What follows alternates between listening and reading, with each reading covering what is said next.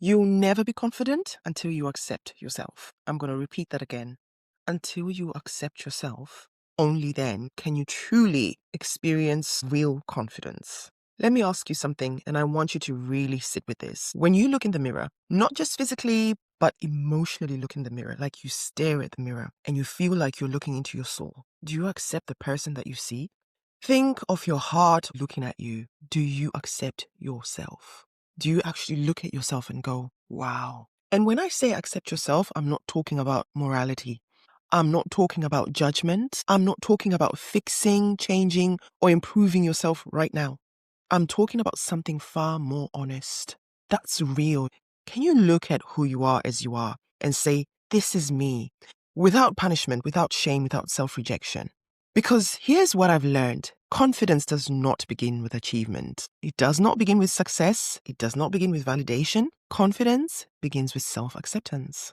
I think we should define self-acceptance, shouldn't we? I define it as self-acceptance is the ability to see yourself clearly and still hold yourself with compassion. It means acknowledging the parts of you that are thriving. So that means your aliveness. You acknowledge your wisdom. I hope you got some wisdom. You acknowledge your resilience, your creativity, your strength, your wins, small or big. You acknowledge what's not working in your life as well. You acknowledge where you could do better. So that means acknowledging the parts of you that still need healing. Ooh, you'd rather avoid when you think about them. The parts of you that feel tender, the parts that feel unfinished, the parts you'd rather hide. And when you have self-acceptance, I'm not asking you to judge those parts. Neither should you abandon those parts. Neither should you shame yourself for having them. They're part of you. Do you know, I didn't understand this before until I realized that what we try to hide grows louder in our subconscious minds. So it will either shame us so badly that we'll live under intense guilt, unhappiness, and being disconnected from ourselves, or it manifests in ways that affect people around us who get to see other versions of us, which again means we're disconnected to who we truly are. So self-acceptance means you meet yourself with loving kindness. You say, I see you, I honor you, and I am worthy. Then expose those parts into the light. And by this, I mean, be open to them. In other words, as that awareness brings you into processes of growth, so expose them to yourself. As awareness actually tends to precede change, you don't change something that you're not aware of. It doesn't mean share it carelessly with everyone or go around saying, oh, I've got this issue that I need to deal with. But do get the external help if that's what is needed, if that's what is required. You see, I believe we're all created with intention, with design, with a divine blueprint. And what the creator creates is good. We've got to agree. That's what I think, even when it's still becoming, because that's the transformation. What tends to corrupt that is when we hide from ourselves in denial or pretense, because then we are not going to be able to change that thing or address it. And here's the truth most people don't want to face. You cannot show up confidently in life when you secretly reject who you are.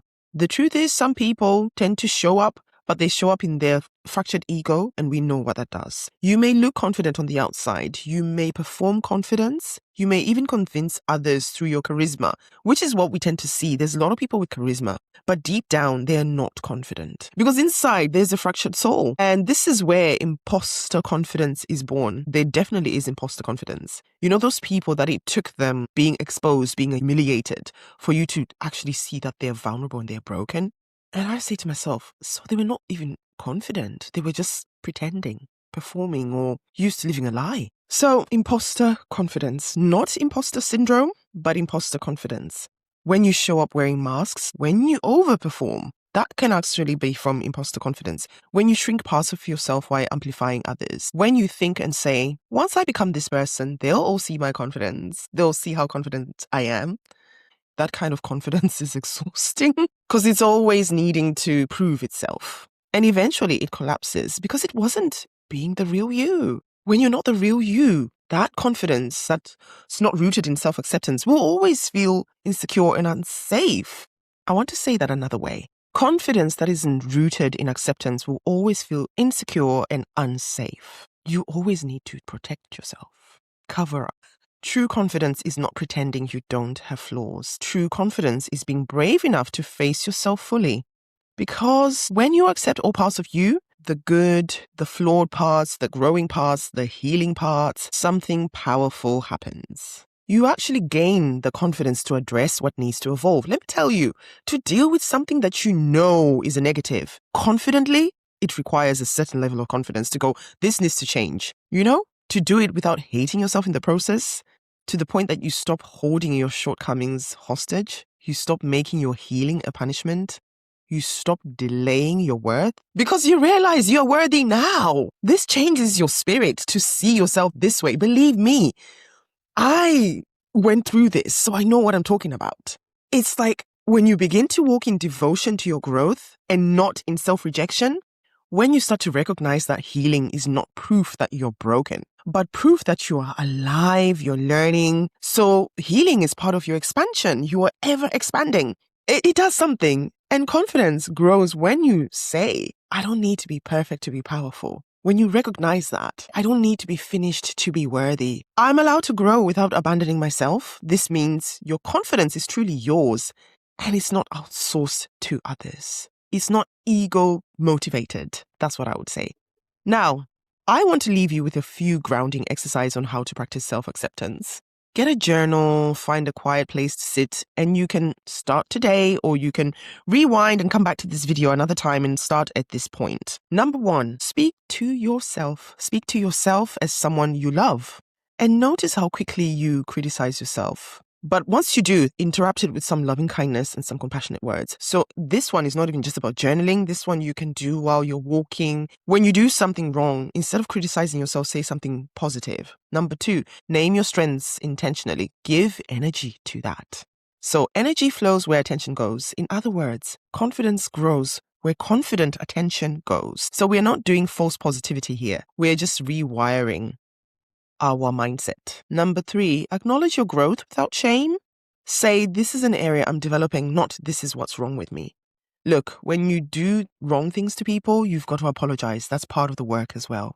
Number 4, release the mask. Ask yourself, where am I performing instead of being present? Where am I showing up in a way that's not me? Where am I showing up as something that I know I'm not? Where am I showing up in a way that I think people want me to be? Number 5, ditch the performance. Start showing up as who you are authentically. No more facade. Just say to yourself, I just want to be myself. When you do this consistently, confidence stops being something you chase and becomes something that you live and embody. I will say, the work of confidence is not about people and saying, look, here I am confident. This is what I'm doing. It's really for you. It's for you to live your life in a way that honors you truthfully, that enhances who you are in your choices, in your decision making, in how you interact day to day with people. I believe that our relationships should enhance us. We should bring enhancement to other people. And that starts with us being confident. And being confident does not mean confrontational. You've got to also allow people to be who they are, but be who you are confidently. It's not about, because I'm confident, you should be this way. No, when you're confident, it's really for you and your soul's mission on earth. So I want to leave you with this question. You say you want to be confident, but are you confident enough to be yourself? When we grow up, we really try and be like everybody else, like our friends. That this work of confidence, no wonder why it comes to us when we're certain ages. Are you willing to accept the whole of you? Not just the polished parts, but the human parts. Because the human parts, there's going to be the shadow. There's going to be the one that everybody sees and the hidden bits. Because confidence doesn't come from hiding who you are. Confidence is born from us standing rooted in the truth. And if this message resonated with you, if something in you felt seen, I want to invite you deeper. If you're craving clarity and support, I offer free clarity sessions where we gently uncover what's holding you back and help you address where to go next. You can also download my free confidence guides or join our Confidence Collective YouTube channel here, where healing, growth, and self-trust are nurtured together. Please subscribe, like, and share. Remember, you don't have to do this alone. Thank you so much for being here. Thank you for choosing yourself. This is Coach Fatima, and I'll see you in the next conversation. Bye-bye.